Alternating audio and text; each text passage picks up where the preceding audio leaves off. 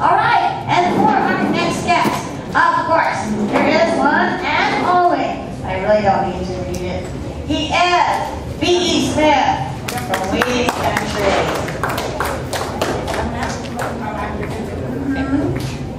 Please welcome to the stage the one and only. If you watch Weed Country, the Discovery Channel, this is B.E. Smit. I gotta walk around. I can't stand in one spot. And tape it. My name is B.E. Smit.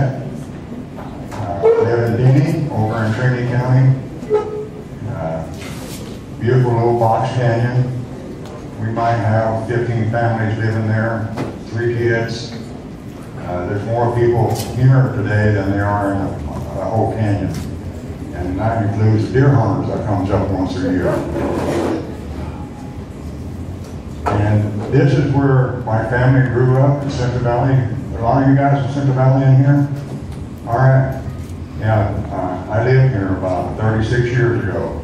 This is where the kids went to school. And then when I got out of the system, the winter of 78, 79, I went to Denny and been there ever since. Been growing medicine ever since. Did 2 years in federal pen for the first medical test case in California. I got screwed. I found out, that's when I found out that if you want justice, you go to a whorehouse.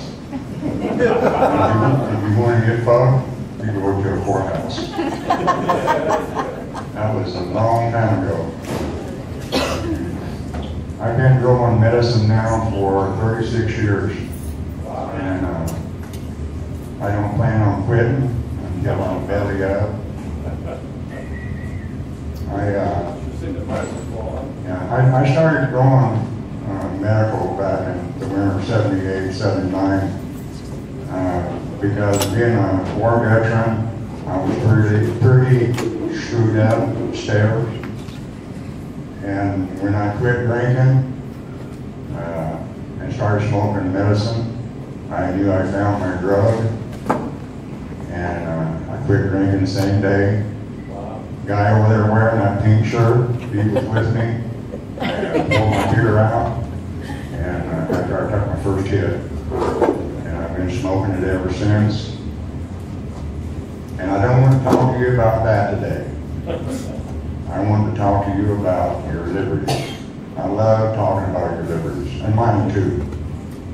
And while I was up there in the backcountry, growing my medicine for the first 12, 14 years before medicine came out, and back in '96,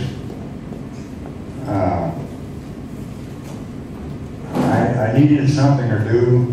Growing pot in the backcountry, if you can do time, you could be a guerrilla grower in backcountry, but you got to be able to do time because you're sitting on the side of a hill, just taking care of the girls 24/7. You go out every couple months, get some food. And so I needed something to do, so I started studying the Constitution. And I never put it down. I think about it every few minutes, and I'm awake all day long. I think about the Constitution and the Bill of Rights and the Declaration of Independence, and how to try to get a message out that I discovered. Well, I first discovered the procedures, how to beat them back in 97, 94 and 95 is when I was trolling for cops. I would take a dirt bike and ride around town until a cop pulled me over, and I would go through my routine procedures, and they didn't know what I was talking about. I had to educate them too, and that was scary because I knew I was in trouble and they didn't know what the hell the law said. But that was way back in 92 was when I first did it in Weaverville. Then I came over to Reading and did it the following year, and I had a TV show down in South Reading, live TV talk show. I don't know if some of you might remember that.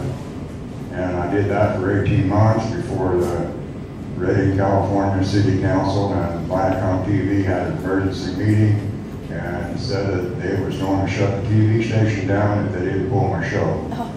Because I was, and this is in the Reading Searchlight, if you want to go back and read the article, front page. And, because I knew the procedure not how to beat them. It's a scam. The whole victimless triangle we got going in this country is a scam.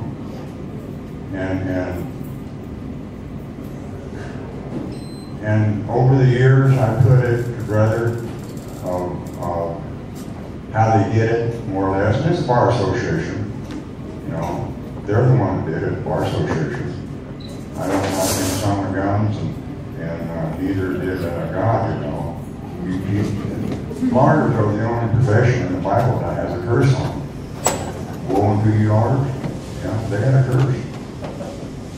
And I got a lot of friends as attorneys.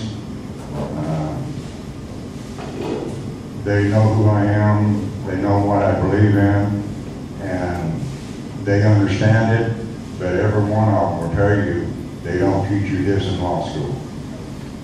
Well, of course not. If they did, they couldn't pull the scam off. And the scam goes deep. I mean, it goes deep. Any victimless crime in this country is a scam on us. It's a scam. And I can show you in the law books. I can start telling you about your liberties by telling you about the Declaration of Independence. And that's where you have to go back to the Declaration of Independence. Before that, we had English law, English common law. But when we won our independence from Britain in July 4, 1776, it changed from English law to American law, American common law. And it was the only time in the history of mankind that we adapted that form of society, or that form of government, a Republican form of government. Ben Franklin said it was a unique republic. And what he meant by that was, for the first time in mankind again, free people was able to own their own property, free and clear, and do anything they wanted to do with it, without no control, without no taxes on it. And it's the same today. James Madison, who knows a lot about the Constitution, he said our rights are perpetual. So what rights that they had, we got it. But we have to know what those rights are. We have to know when to exercise them. And I'm not talking as I don't know, a word maybe, rebellion. I'm not talking that. I'm talking education, okay? Let me educate you for a few minutes, and you'll walk out of this room thinking different than when you walk into it, because you know that you have liberties, okay? All right, we'll start with the Declaration of Independence, July 4, 1776. Second paragraph, first sentence says, "We hold these truths to be self-evident that all men are created equal and have certain inalienable rights." Okay? Now, there's two things about that sentence. You're a creator and inalienable rights. The only people, the only person, or the only thing that can give you inalienable rights is your creator. No one else can give you inalienable rights. The government can't give you inalienable rights. They didn't create you, so they can't give you inalienable rights. They can give you civil rights, but they can't give you inalienable rights, and only your creator can do that. Now, what are some of your inalienable rights? In the Constitution of California, in the Declaration of Rights, the first chapter in the Constitution of California is what is known as Declaration of Rights. It's kind of like the 10 amendments to the federal Constitution. But the first section in the California Constitution says, all people are by nature free and independent and have certain inalienable rights. Among these are enjoying and defending life, liberty, acquiring, possessing, and protecting property, and pursuing and obtaining happiness, safety, and privacy. My eyes are going bad. Got my glasses right here. So anytime that you have an inalienable rights, government can't get involved with it, okay? And that was one thing unique about our republic that Ben Franklin was talking about. We had inalienable rights. All the Englishmen, they were subjects. The king was God to them. They were subjects. They were born subjects. We're born free and independent. Okay? Each one of us. We're not born as a brute. We're not born a democracy. And by the way, a democracy is the worst form of government ever invented by man.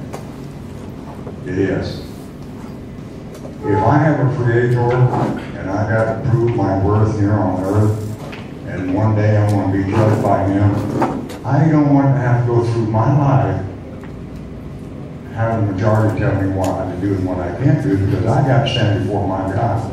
And I didn't want to do it because you guys decided I got to do this. It don't make sense to me.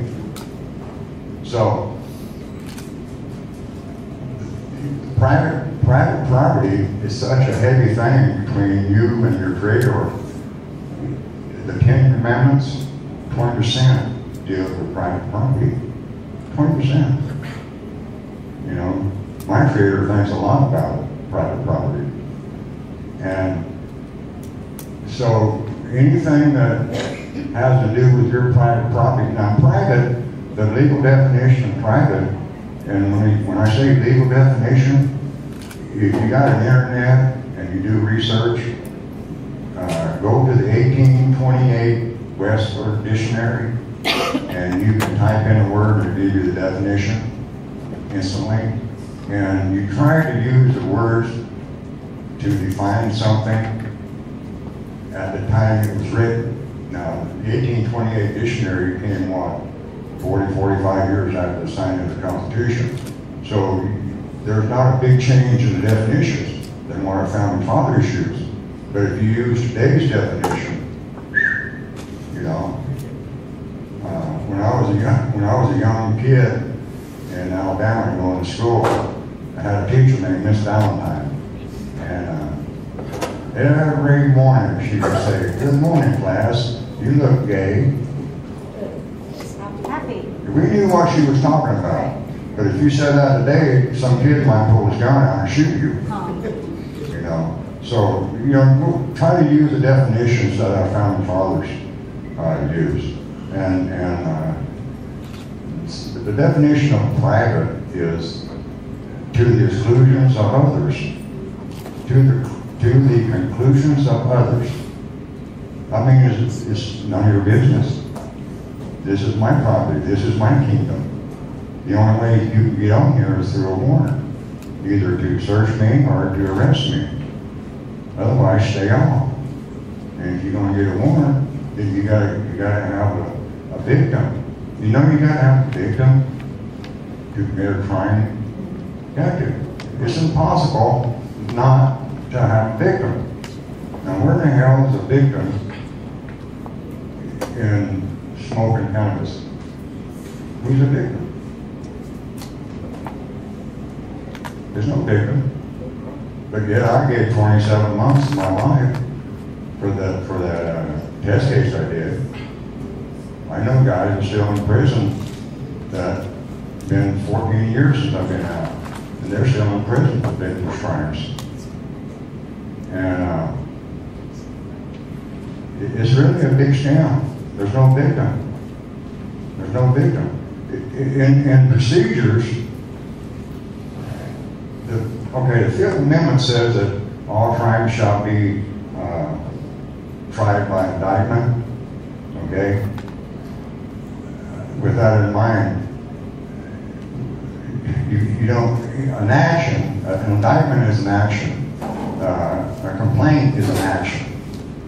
Notice to appear is an action. And information is an action. So what creates an action? Okay?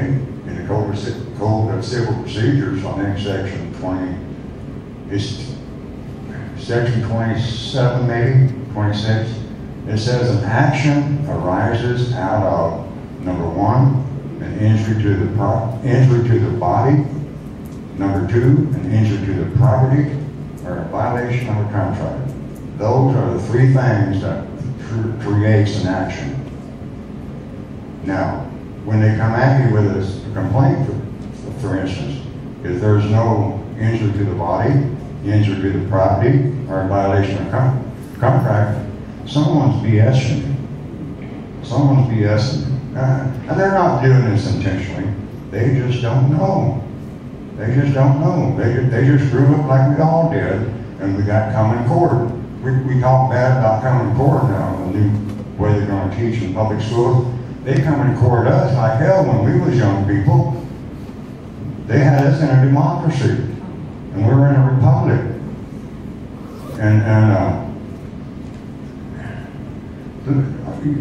You're not born a citizen today. You're not born a citizen. You're born free and independent, right? Now, who's born citizens? Now, this is where the confusion in law, in American law is, and it happened with the 14th Amendment. Now, the 14th Amendment came about, they had the 13th, 14th, and the 15th came about at the same time. The 13th made it illegal for slavery. The 14th Amendment changed the slaves from property to human beings, and the 15th Amendment gave them civil rights. Now, the 14th Amendment says that all people born are naturalized in the United States and subject to the jurisdiction thereof are citizens. And so they're citizens. They was turned into citizens. And then all naturalized people from Europe and from Africa descent, black from African descent, they became naturalized citizens. Okay. That made them a citizen of the United States and the states because of the 14th Amendment. And they have the same rights as a free and independent person over here, the same, because of the due process clause. Every right that we have before the blacks came, they have now. Everyone, there's no difference between the two. This is how it had to been done, because it had been done on paper, because it was in the rule books. And so that's where the screw up was, because they put everyone under the 14th Amendment. They put everyone. And so that's where we are at now with the courts. We're 14th Amendment citizens, whereas we should be free and independent, and they should recognize the common law, and they don't. We haven't. We're in common law right now. As we're talking right now, we're in the common law realm. Because you came here on your own, and you can leave on your own. No one's restraining you. You're a free person. You see? That's how that works. Only unless someone has your liberties restrained do you have rights. You don't need rights right now. No one's restraining your liberty. So you don't need no rights. But when someone grabs a hold of you, now you got rights. And you better know what and how to use them. Because they don't know how to use them. It was about 6 years ago, I supported the sheriff in Trinity County, and a friend of mine and I went to a campaign meeting, dinner, and we was talking to the sheriff, and one of the ladies that was his campaign manager, and she worked in the courthouse forever in Riverville, and she was there in the courtroom when they first brought me to the magistrate. When I first did my ride on a motorcycle to test my procedures out, and we got to chatting, and she says, "Hey, Biggie," I was there the day that they first brought me to the magistrate. And I said, yeah, I remember you. And she retired now. After when I was talking to her, she was retired. So it's been about 25 years. And I said, yeah, I remember you. And she said, you know what? No one in that courtroom knew what he was doing. That's true. They didn't know. Not even the judge. And I walked out.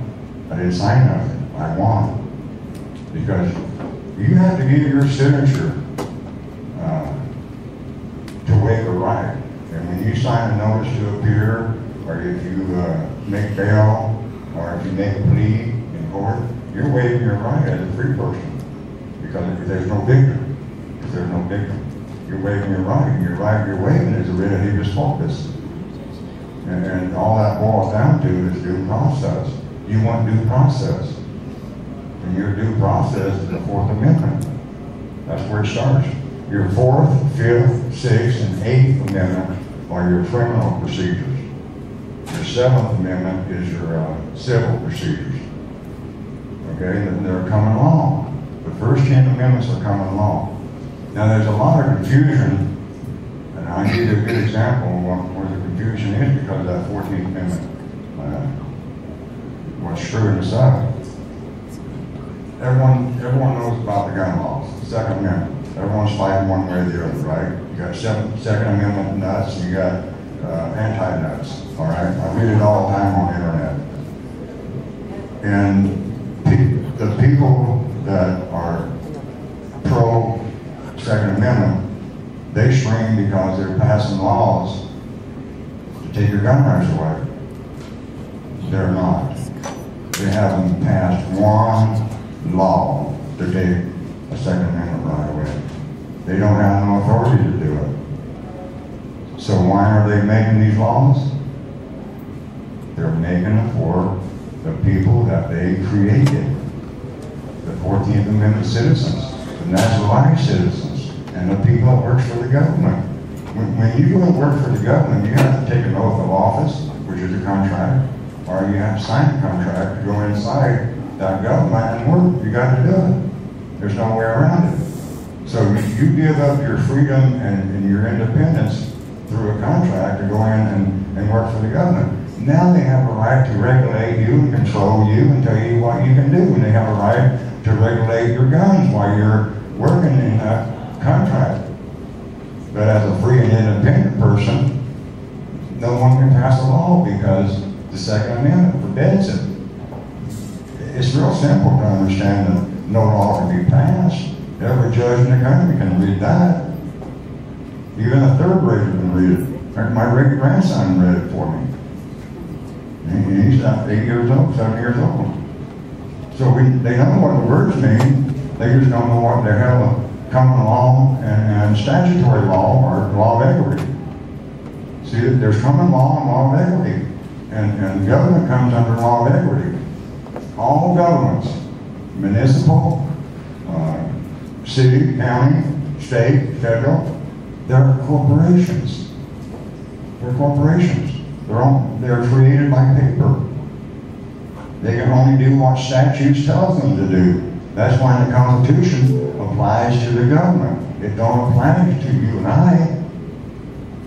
The only thing that applies to us is the Declaration of Independence and the first 10 amendments to the Bill of Rights. That's what pertains to us.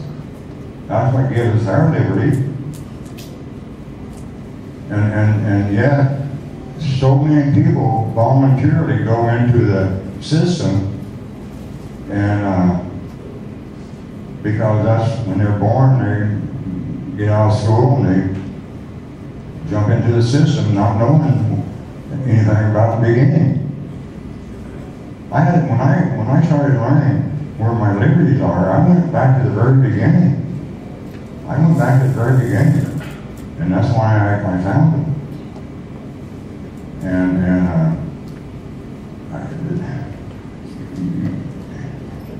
When to get over into law of equity from common law, you have to sign a contract or you have to commit a crime, and then they can bring you over in the law of equity to prosecute you and whatever. And in criminal jurisdiction, they have to acquire jurisdiction. That's because they don't have jurisdiction. They have to acquire it. In civil equity law, you have to convey jurisdiction to them before they can hear the case. You're trying to sue someone, so you got to get that judge or the court permission to hear the case. But in this, you convey it. But in criminal, they acquire it. And they can only acquire it if there's a victim. Unless you waive that right. They can't waive the right for you. Only you can waive your own right. No one else can do it for you. And your right to due process is a writ of habeas corpus. You can do a writ of habeas corpus verbally, like I'm talking to you now, or you can do one on paper, which is the 14th Amendment citizen writ of habeas corpus. You can do either one you want. You're a free person. You can do any damn thing you want to do, as long as you don't hurt no one. And that's how you control the government. You don't control the government by voting. You control the government by you knowing what private means. Stay out of that system. You don't have to go into it unless you want to. You go into it for a benefit. That's up to you. But you're not required to, because why? You're born free and independent. Free, you can do anything you want, as long as you don't hurt anyone. And this country worked great for about 100 years, and then it started getting bad. And now I don't know if we're going to keep it or not. I really don't. If you want to know my opinion where we're headed, a civil war. A lot of people say a revolution, but no. You only get one revolution. And we already had ours back in 1776. All you got now, until the end time of the government, you got civil wars. And you don't want to have a civil war. You don't. How many people have ever been shot at? I got shot at. You know, you don't want to get shot at again, do you? You get goosebumps. And it's going to happen if we don't straighten our society out. I don't blame the government. I don't. I blame us. Because we're humans. Government is paper. They're a corporation. And you have to make yourself an employee of that corporation to go to work for them. And you got to do it with a contract. You see? Anyone has a right to go into the government to keep that circle going if they want to. But they got to pay the taxes to keep it going. And this stuff about taxes on the home, that's BS too. Okay, has everyone seen a Forest Service map? Okay, it's green, okay? Then every once in a while you find little white dots in there or square boxes or whatever. Those are private property, right? Okay. Now, when the boundary of California is not only those 4 lines, north, south, east, and west, and the coast, they also have a boundary around pieces of private property. So, you are not within the state because you're not within the state boundaries. Why? Because the state boundaries is on the outside of your private property. Okay? So you're not really even a California person. You're a private person. No one knows you're there. You're the king of your castle, or the queen of your castle. Okay? We got a great system, but we lost track of it, folks. We did. My parents went to sleep, and their parents went to sleep, and we didn't keep it.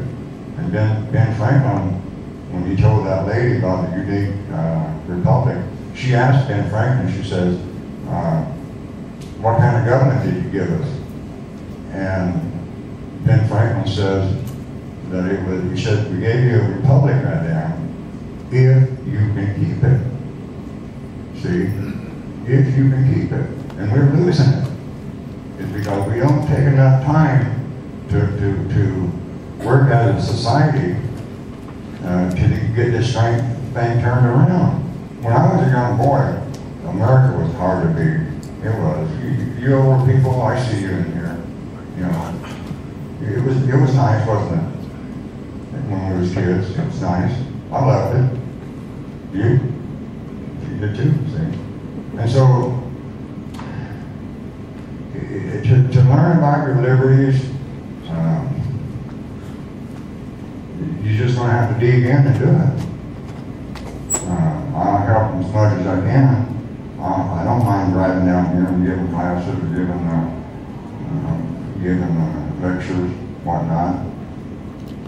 I'm working on a book now. If I get off my butt to do it, work on it all the time. And I have a hard time putting it on the computer. I can type fast, that ain't no problem. You get ready to cut me off. I'm just starting. Hey, thank you for coming today. I really appreciate it.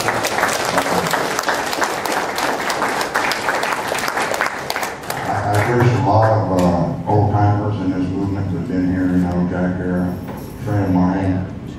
Jack did so much for this movement. I get tears when I think about Jack. And Dennis Perone, wasn't for him, I doubt we had Prop 215. And I'm glad to see all you young people. I do. Learning. We didn't have a chance to learn. I'm one yellow. We didn't have a lot of chance to learn because everything was hush hush. We had to talk in the dark. But when this movement, when we passed Prop 215, we have made leaps and bounds, and I'm so happy. And the thing that I'm most happiest about is the children. That's the most. When we can do something for the children medically that the other pharmaceutical companies can't do, I'm all for it. I'll put my ass on the line anytime for kids. God bless.